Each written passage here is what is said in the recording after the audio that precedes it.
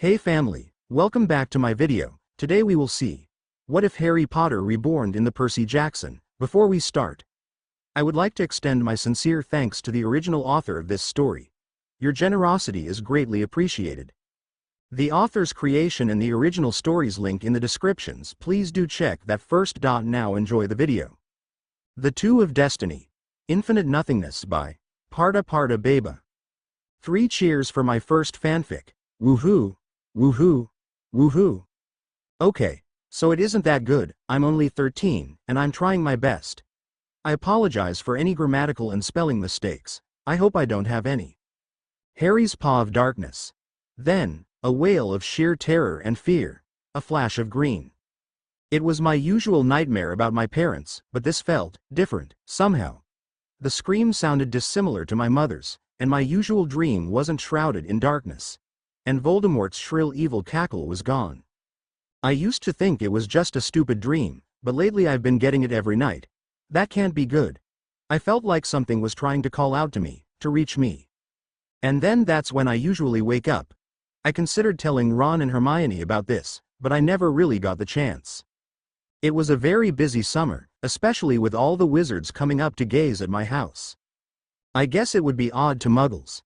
A group of weirdly dressed people gathering in front of Grimmauld Place, just to stare at the space between numbers 11 and 13.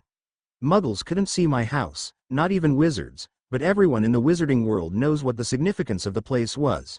It was the great Harry Potter's house, the home of the famous wizard who defeated Voldemort. Even I couldn't believe that Voldemort was gone. Defeating him was my destiny, the only reason. I was set into this world. So, when you're through playing your role in life, what do you live for? I sat up on my bed, staring longingly at the picture on the wall that once belonged to Sirius. It was a happy, carefree snapshot of my father, James Potter, and his friends, Remus Lupin, Sirius Black, and even the traitor Peter Pettigrew. The Marauders. Harry, I heard Hermione call from downstairs. Dinner is ready.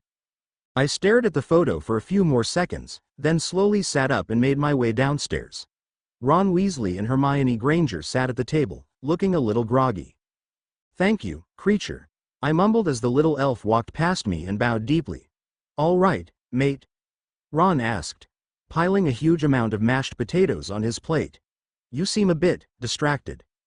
Well, I muttered, it's just the aftershock, I guess. No, Harry, Hermione said with a concerned look on her face. It's different.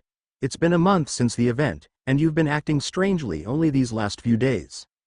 I've been getting dreams. I explained.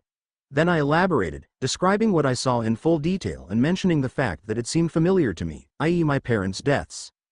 That can't be good, Ron said, and just when I thought we could finally become Aurors, another mystery pops up. Do you think the dream is trying to tell you something? Hermione asked. I guess so, I said. I felt like someone was trying to contact me. Strange, Hermione said. Strange indeed. Percy's paw. What does it mean when you keep having a single strange dream that felt like it was contacting you? That's exactly how I felt this morning. It wasn't a dream, more like a nightmare, I think.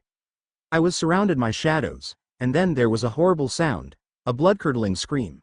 Then an odd flash of green, and a whisper. It sounded like, Harcy. I told Annabeth and Grover about it once, but she shrugged it off, so I did too, but they keep coming back. Harcy? What's that supposed to mean? Annabeth asked. Sounds like a brand of vodka. Maybe it's just your brain's weird reaction to the war stress, Grover said. But I didn't think so. I've never been in a shroud of shadows like that. I've never heard such a terrified scream before. I've never seen a blinding green flash like the one in the dream, and I definitely have never heard of the word, Harcy. But still, I considered it. I mean, how often do you get into a war between Greek gods and titans? Yeah, exactly. Maybe it really was the post-war stress. Post-war. It feels weird, knowing the war is over. We worked days and nights for that war, and it was all over. It was my fate. I was the child of the great prophecy. And now I have accomplished my task. So, what exactly was I supposed to do now? Maybe the answer lay in that dream. I walked down the shore at Camp Half-Blood and met up with Annabeth and Grover. They were talking pleasantly, as if the war Never happened.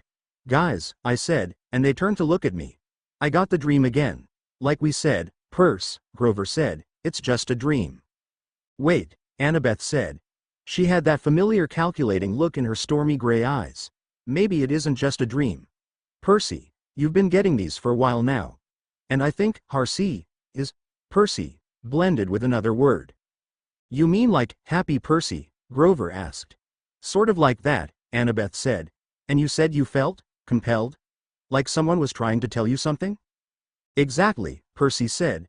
Strange, Annabeth said. Strange indeed. All the way in England, a bushy-haired girl said the exact same thing Annabeth had said at the same time. Little did they know, this was an act of fate. The girls had just ensured their future, and with a loud, bam, it was done. Harry's paw. Bam. What the? Ron said as Hermione shrieked, and I stood up abruptly. All three of us raced to the window to see a terrifying sight. A humanoid shadow was floating towards us, with red glowing eyes that reminded me of Voldemort. But, no, it can't be. Voldemort was gone. There was a lot of shrieking, and I thought about the Muggles, thinking that we've got to save them. But the shrieks weren't coming from the Muggles.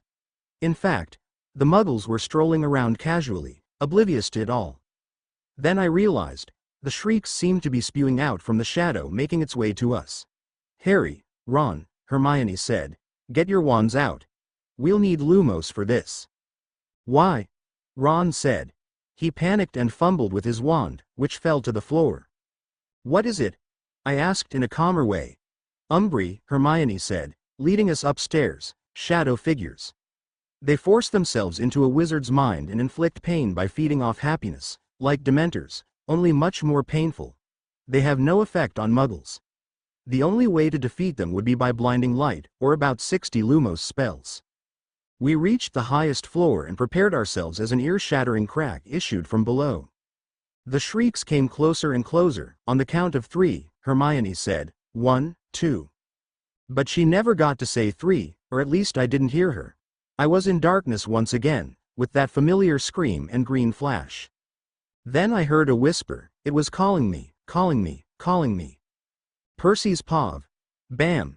Annabeth, Grover and I whirled around. There was a black smoky figure coming towards us, with glowing blood-red eyes. It seemed to be screaming. Blah ha ha, Grover yelped. He was breathing shallowly and swiftly, and I knew he was about to do the roaring pan thing. Oh my gods, Annabeth muttered, shaking. I took out Riptide and threw him at the thing, but nothing happened. It flew right through it. I willed the sea and felt that familiar feeling in my gut, and the waves crashed against the thing like I wanted. But when the mess cleared up, the thing was unharmed. Percy. Annabeth yelped. That's a shadow man. He can force his way into our minds and kill us from the inside out. The only way to defeat him is by using unbearable light. But that was no use. There was no light anywhere. I was swallowed in darkness, all alone. Grover and Annabeth were gone. Then there was an awful shriek, a flash of green, and the whisper, clearer than the last, RCY. Harry's paw. I felt like I was floating, higher and higher and higher, as weightless as air. So, I thought, am I dead? Was it over? Did the umbrella thing kill me? Then I broke through the surface of the water. I felt the waves gently push me to shore, as if they really wanted to. I felt peaceful and tired. This couldn't be heaven. Was heaven wet and salty? No, this was the ocean. Why was I in the ocean? Then I felt my body wash up on sand gently, as if the waves were cradling me there. It was odd. The waves were powerful and fast, but gentle at the same time. Then I felt pressure on my chest, and I heard a male voice. Come on, breathe, dude, he said. Don't die out on me, dude. Breathe. Wait, I wasn't breathing. Oh, I wasn't. I slowly forced some air into my lungs. It hurt, like tiny pins from the inside were tearing their way out. Then I released the air, and it was just as painful. I opened my eyes. The boy in front of me was in his late teens. He had dark brown hair and green eyes like mine, except his were seafoamy while mine were emerald. He broke into a relieved smile. Oh thank gods, he said. Dude, I thought you were, dead. Who are you? I asked him, sitting up. I felt dizzy. Percy. Percy Jackson, he said, giving me his hand to shake. And you are? Harry Potter, I said, shaking his hand. He didn't seem to know me, so I assumed he wasn't a wizard. What happened? How did I end up here? I don't know, I just landed into the water here, and so did you. Only you were passed out, Percy said, looking as confused as me. There was a shadow man, and the umbrella thing, I stated, which was probably weird. I mean, the Umbri. The shadow figure. Wait, you were there? At Grimmauld? Grimmauld? He was dumbstruck. I was at Camp Half-Blood. So we were both attacked by shadow figures, and sent here? I said. That doesn't explain the scream and the green flash. Wow, I've had those visions too, Percy said. Well, yeah. We both ended up here, and I willed the waves to bring us to shore. You, what? I asked, certain I didn't hear correctly. My ears must have been full of seawater at the time. Aye, Percy stammered. Are you a wizard? I blurted without thinking. Percy said, befuddled by this mess. Whoops. Okay. So I thought maybe I should tell him. After all, I was a full-grown wizard. The trace wasn't on me anymore, so they couldn't detect me. All right, I said. Percy, I'm not a normal person. Percy's pav. You're a demigod, too. I blurted. What? No, Harry answered, a little freaked out. Maybe. I'm a wizard. You've got to be kidding me. A wizard? No way.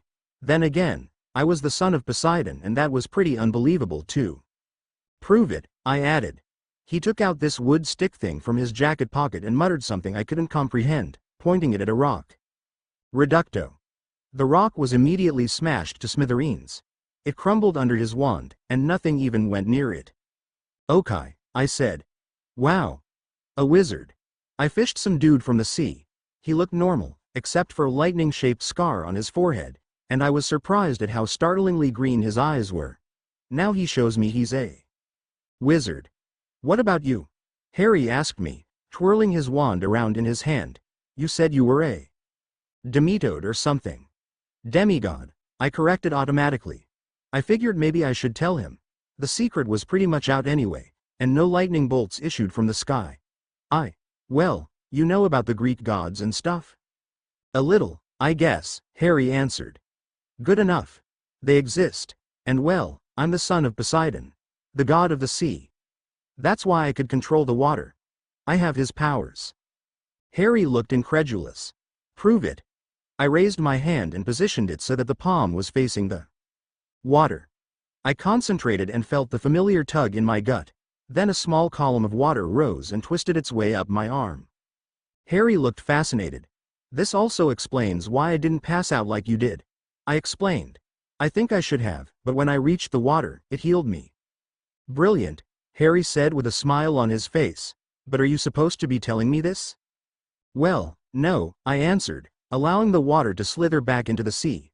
But, hey, Zeus hasn't killed me yet, so for now, I'm safe. Are you supposed to tell me you're a wizard? No, Harry said. But I'm 17, almost 18 now. The trace is gone. In other words, the Ministry of Magic can't detect me. Harry Potter and Percy Jackson. A female voice came from behind us. We turned and saw a beautiful girl with caramel hair in a high-side ponytail and big brown eyes. She wore a toga-like white dress. Follow me, she said, turned, and leaved. I glanced at Harry. He shrugged. Then we both followed after her. Harry's pav. She led us through a tropical forest full of exotic-looking plants. She just kept walking, and she occasionally said things like, "Watch your step," and "Look out for that eat muffin." I don't know what that's supposed to mean. I'm Ellie, by the way. Ellipsa, she said, not even turning to look at us. I know who you two are. The Two of Destiny. Two of Destiny? Percy asked. Percy Jackson. The hero of Greek gods and demigods. You were the child of the great prophecy. Your fate was to set peace and end the war against the Titans. Harry Potter. The hero of the wizarding world. You were the child of a different great prophecy. Your fate was to defeat Lord Voldemort and save the entire non-pureblood human race. Both of you were the subjects of two great prophecies, though you're from different worlds. Your lives are now entwined with destiny, weaved into it. And so we have called you here, Ellipsa said. Where is here, exactly? I asked. We are in Divitio, the center of fates, destinies and prophecies. Also known as the subdimension zero where nothing exists. What? Percy and I asked at the same time. There are many dimensions, 8 main dimensions, and subdimension zero is in all 8, she explained. It exists as nothing. It is in your world, yet you never see it or see anything within it. Bloody hell, I muttered, and Percy and I exchanged a look. Why are we here, in subdimension zero? Percy asked. The great Deliantex wants to see you, Ellipsa said. Who? I asked. And how far are we walking? Percy added. Not far, now, Ellipsa said. Deliantex is the greatest diviner of them all. He lives in this dimension as the center of prophecies. Every great prophecy comes from him.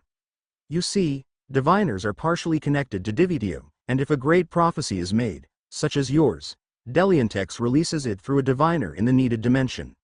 Minor prophecies are made by any diviner. And why does he want to see us? I asked. She didn't answer. Instead, she led us into an amazing Colosseum, bigger than any I've ever seen or heard of. He will be here with you shortly.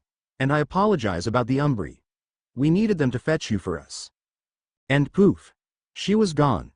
Percy's pause, so this day was pretty weird. I was prepared for the worst, a hellhound, a minotaur, a herd of untamed centaurs and pegasi, but I was not prepared for a boy about my age to come in. Hey, he said. Thanks for coming. He had the same hair color as Ellipsa's and the same eyes.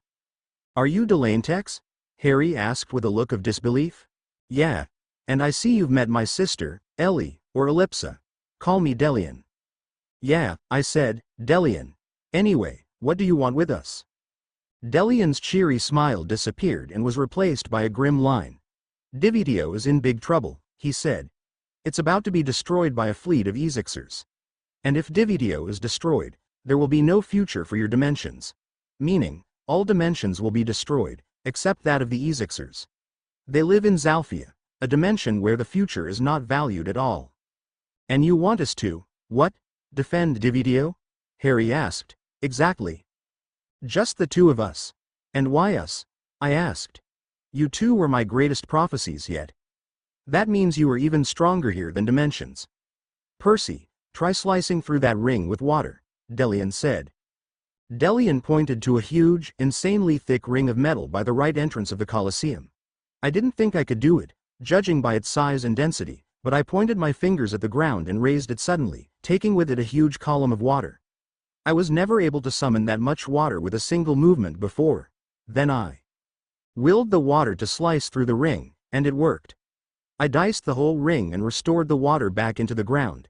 It felt amazing. It made me feel so alive. Brilliant, Harry breathed. Harry, Delian said, fix it. No wands. You can do that here. I watched as Harry closed his eyes and focused his energy. His right palm was glowing with a green orb around it, and when he abruptly opened his eyes they were glowing, too.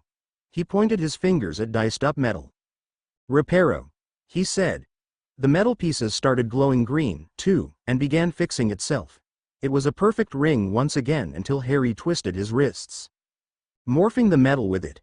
With a few swift movements the ring became a massive metal lightning bolt, reminding me of Zeus and matching Harry's scar. Impressive, I said, giving Harry a thumbs up. He grinned. See what you can do here, and I can train you to do even more things here, and if you master them, you will be able to do those things in different dimensions, Delian said. But what about our friends? Harry asked him. I thought about Annabeth and Grover back at camp. What had happened to them? Did the Umbri just leave them alone? Were they okay? Your friends are fine, Delian said seriously. They're probably worried sick, but, nevertheless, fine. I thought hard. Should I leave them like that? Worried and scared? But this was important. 8 dimensions depended on Harry and me. I looked at Harry. It was hard to imagine him as one of the greatest wizards who defeated some Voldemort guy, with his tousled black hair, round, taped glasses and thin build. But the moment you saw his scar and looked into his emerald eyes, you knew he had power and courage. You just knew. I wondered if I was anything like that. Harry looked back at me. He seemed to send a message to me through his eyes. He looked like this decision was killing him, but he had made up his mind, and so had I. I nodded to him, and he smiled. "I'm in," he said in a brave, calm voice. "So am I added. Harry's pav. "So we're really doing this," Percy said, looking out at the sea. We're on a cliff, watching the sunrise. Delian told us to meet him here, but he was running late." "I guess we really are," I answered, turning to look at him. He looked troubled but determined, "and I'm sure we can do it." "Course we can," he said, turning to look at me. He was smiling. "The great Harry Potter, defeater of Voldemort. And the great Percy Jackson, defeater of Crunus," I finished for him. We both chuckled. "Good morning," Delian said from behind us. We both turned and greeted him. "Today will be your first training session," he stated, "more like a test to see the extent of your powers. Percy, you will be training with me. Harry, with Ellipsa." "Hi," Ellipsa smiled from behind him. "Sure, give him the hot girl," I heard Percy whisper from behind me, and I smirked at him. He answered with a very mature tongue-out face. "Come along, Harry," Ellipsa said and turned to the forest path. "We'll be training in the meadows today." As I followed her down the narrow, steep path, I heard bits of what Delian was telling Percy. "We do not cut ourselves off from power, but we do monitor this power, channeling it into an extension of ourselves." "That's just fancy talk," Ellipsa said as we entered a beautiful meadow. "I'll explain it the simple way. We have limitless power. But we have to limit ourselves. Think of this power as a part of you, and not as an instrument. It comes from inside you." "I see," I said. I took a few deep breaths and felt the energy within me. "I can feel the power in me, all right. I feel it pulsing in my veins." "Good," she replied. "So today is all about knowing where your limits are. For now, after the whole training process, your limit will be much higher. Ready?" I nodded. "All right," she said. "First, I have only one rule. Call me Ellie. Call me Ellipsa and die." Okay, I said, smiling. "Now, I want you to crush that mountain's peak," she said, pointing at a huge mountain towering above us. "What?" I asked. "Crush a mountain peak? Could I really do that?" "You can do it," she said encouragingly. "You're one talented kid, you know." I breathed deeply and clenched my fists. The energy within me started flowing faster, and I felt warmth around my hands. I opened my eyes and made my palms face the mountain's highest area. I zeroed in on it and whispered, "Reducto." With a flash of green, the peak exploded into tiny pieces. The rocks, soil and debris came cascading down the mountain slopes. "I'm impressed," Ellie smiled approvingly. "That was fast. Now, I want you to lift a clump of lava from inside the mountain. Bring it here." This time I didn't question it. I raised my arms again and whispered, "Wingardium Leviosa." The next thing I know, I was guiding a red-hot lump of lava towards us. It was more difficult than I thought. I had to try to keep all the lava in one place, making sure not even a small drop plummets and burns the forest below. I was sweating. The lava kept threatening to spill over, so I had to work hard. When the lava reached us, I had to continue working. I felt my knees go weak. "Whoa," Ellie said. "Most people would have passed out already. Do you still have some juice in you, or do you have to recharge?" "I think I've got 1 or 2 bars left," I said with a weak chuckle. "All right," she said. "Split the lava and put them into these pots." Immediately, 4 pots appeared. One for each of the primary directions, and I was in the middle. "Split them all at once," Ellie said. She seemed distant.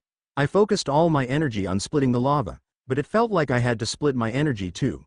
My forehead was drenched in sweat and spots popped up in my vision. I realized my hands were shaking.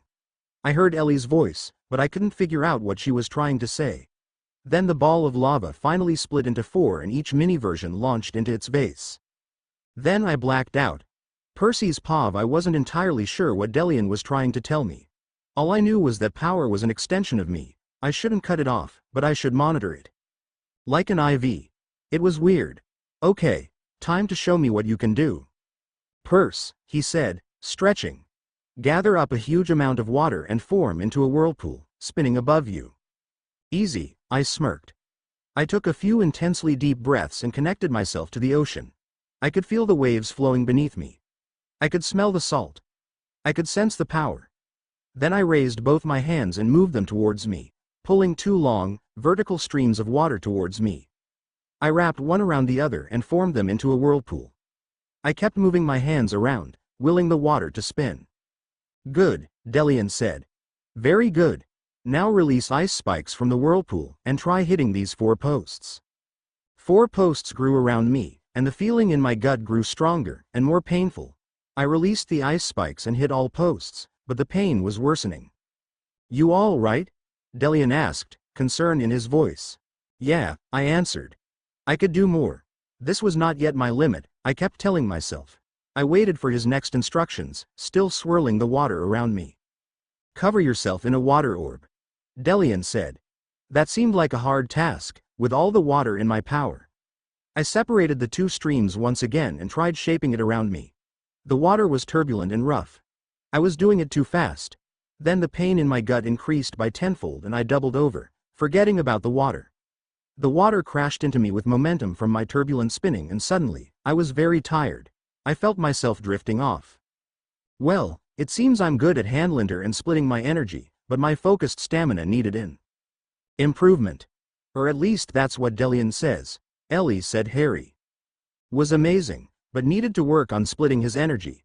Apparently, he finished all his tasks but passed out from trying to separate tendrils of energy.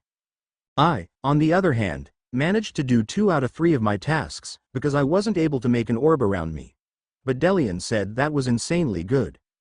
Remarkable, actually, Delian said.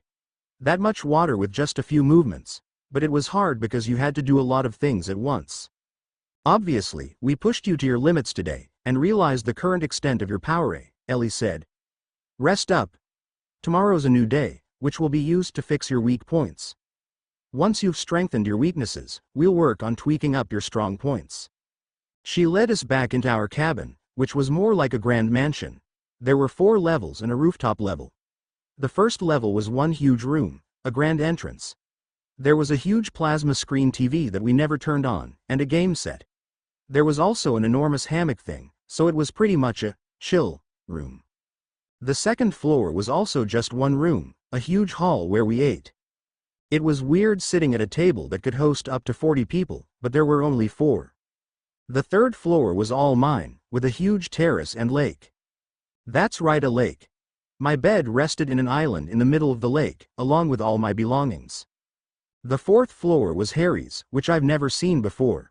The rooftop was what Delian called the energy point. At sunset and sunrise, the sun casts a golden glow on the place, and Ellie advised us to soak it up every now and then because it provided energy. After soaking up the energy as the sun set behind the horizon, I stood up and stretched, feeling a little better, but still tired. Sleep was the only word I managed to mumble at Harry, who sat gazing up at the multicolored sky. He answered with a nod. I climbed back on the elevator and pushed the button for my room. The elevator moved slowly, and when the doors opened I walked to the center of the lake, collapsed on my bed and fell asleep without even taking off my Reeboks. Harry's pav, sleep, Percy murmured and trudged off after I nodded. I guess the poor lad was drained, but I couldn't imagine sleeping at that moment. After all the kerfuffle the past 2 days, it seemed a miracle to fall asleep. I rewinded the events from today, starting off from the moment I blacked out. Then all the other events played in my mind. Percy fishing me out of the ocean, the Umbri, the whale and flash of green. The whale and flash of green. Suddenly I realized I still had no idea what that was about. I recalled Percy telling me he'd been getting the same vision. I made a mental note to ask Ellie or Delian about it tomorrow. Then I stood up lazily and went to my room. My room took up one whole floor, just like all the other rooms. Imagine telling your friend your house had only 4 rooms, but it was actually a grand mansion. One side of the room, the side facing the ocean, was a giant window with nothing but glass, so that I could see the landscape of Divitio. The opposite side was one giant mirror, reflecting the side of the window. It looked like the room was endless. And it probably was, in a way. There was no floor, it was just an abyss. When I looked down, all I could see was darkness. But there was a platform floating in the middle, where my bed and belongings were. There was also a smaller platform moving around the room, going where I willed it to go. The walls, excluding the mirror and window, were made purely of shelves, filled with ancient and modern spellbooks. I willed the smaller platform to pick me up by the entrance of my room and I stepped onto it. It carried me to the right, where the ancient spellbooks were. I brought it higher until I reached the highest shelf. I picked up one prehistoric-looking book, and realized it was a tablet. So, yes, it probably really was prehistoric. I went over to my platform, stepped down and rested on the bed. Lumos, I murmured, and a floating flame orb lit up above me.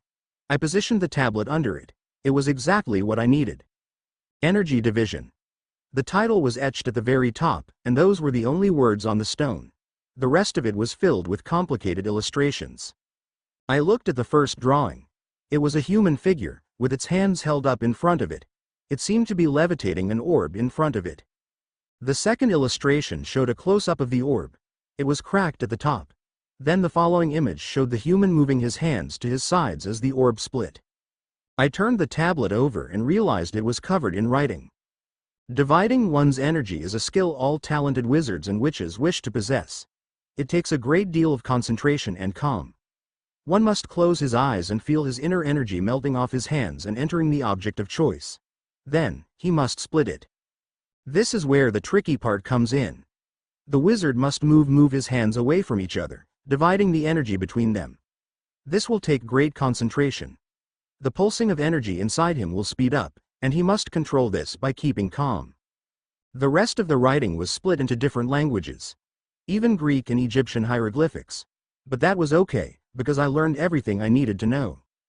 Percy's Pav, I had a dream that night, only it wasn't a dream. It was a conversation. With Poseidon. My father. The god of the sea. Perseus, he called distantly. Then it got stronger and stronger until it was in my ear. Percy. Huh? What? I croaked groggily and sat up. I was in the sea. Underwater. With my dad. Forgive my shortcut sentences, but I was very tired. Son, Poseidon said, I see you have made it to Dividio. Very good, yes. You mean you exist in this dimension, too? I pondered stupidly. Oh no, he said, oh no, no, I am only here, in your head. Lovely place by the way, the sea looks impeccable. Yeah, Dad, I said lazily, so why are you here again? To deliver a message from Zeus. Oh no, I muttered. Not good. If Zeus knows I'm here, he knows that I told Harry what I am. He'll blast me to bits with his lightning. He does not wish to destroy you, Dad said, reading my expression with a soft chuckle. He wants to thank you for taking this mission with that wizard boy. You must save the world. Wait, no, you must save the worlds. Do Annabeth and Grover know? Are they all right? What happened with the Umbri? Relax, son. The Umbri took you here, leaving your friends behind at camp. They were worried, naturally, and Grover practically exploded telling Chiron what happened and how he couldn't feel the empathy link anymore, but they know now. Good, I sighed with relief. But that Harold boy, Dad started. Harry, I corrected him. Right, Harry, he said, he's something else, isn't he? A wizard. By Zeus, I never imagined anything like that. Witchcraft and wizardry. Amazing. I know, Dad, I said, I know. Well, son, I best be off. Wait, you're leaving? I cannot stay, as you are about to awake. Oh, but before I go, I see you need a bit of help with managing 2 tasks with a huge amount of water. Here's a tip. Focus and feel the water of the ocean, much greater than that of your command. And with that, he was gone. Then I woke up. I was back in my bed, surrounded by an eternally deep lake. I walked over to the terrace, where I saw the sun was rising. I soaked up the energy and closed my eyes, feeling great. Bang! There was a sound like a gunshot and I hit the floor and shielded my hand, but nothing happened. Whoa, Harry said with a shaky laugh from behind me. Sorry, didn't mean to scare you. Just popping in. Dude, I said as I got up shakily, what the Hades? Apparition, he said. What the Hades was apparition? I don't know. He must have read my confused expression, because he said, it's a wizard thing. Like, teleportation. Ah, I nodded. You scared Theory, he apologized again. Nice room by the way. Any idea how deep the lake is? I shook my head. Seems to go on forever to me. Can I see your room? Sure, he said. Then he turned around, and I was about to follow him.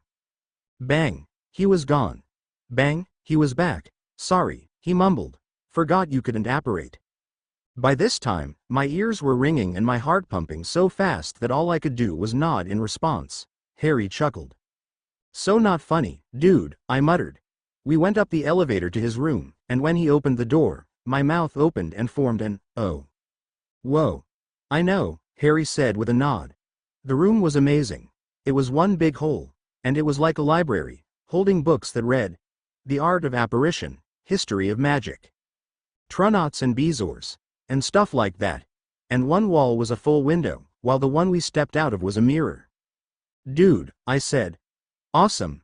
Then we heard Ellie's voice echoing off the walls, coming from everywhere and nowhere at once. Percy, Harry, she said. Come quickly, same time, same place. Harry's pav, good morning, Delian greeted us as we arrived. Today, we will work on strengthening your weaknesses. Ready? I guess, Percy mumbled. Yeah, sure, I said. Harry, Ellie said, smiling. Let's go down to the meadows again. There's a lot of magical energy swelled up in that place. We trudged down the narrow path again, listening to Delian and Percy's conversation about water flowing and waves.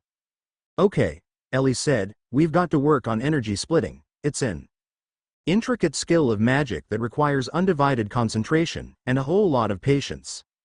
Ellie turned to me and closed her eyes. She chanted a few words and held up her hands. A purple glowing orb of energy escaped from the tips of her fingers. Then, she yanked her hands apart, opening her eyes, and there were 2 orbs. She chanted some more and the orbs disappeared. How do you make the energy orbs? I asked stupidly. Ellie smiled. The spell is Junctifitus. Try it. Focus your energy and push it out of you. Cakewalk. I closed my eyes and mimicked Ellie. Junctifitus. I brought up my hands and felt the energy concentrated on that area. Then, I felt the concentrated energy leave me. I opened my eyes. A glowing green orb floated in front of me. Good, very good, Ellie said. Green. Like your eyes. The color of an emerald. Now split it. Nice and slowly. Easy does it. I remembered the tablet and slowly moved my hands apart. The energy divided between my 2 hands, and I felt alive, but drained. The energy inside me coursed like electricity.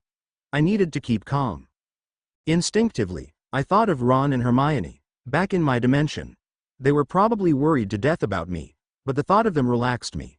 Before I knew it, there were 8 orbs in front of me. Harry, Ellie said. That's amazing. But energy left me an alarming rate. I needed to stop this. Then I realized Ellie hadn't mentioned the counter curse yet. Espiphitus. She yelled as the effort brought me to my knees. Piffy, Toos, I breathed, and the balls disappeared. I fell to the ground, but other than feeling drained, I was fine. Harry, that was incredible, Ellie said, helping me up. How did you do that? Great progress. I had a little help from an energy division tablet, I explained.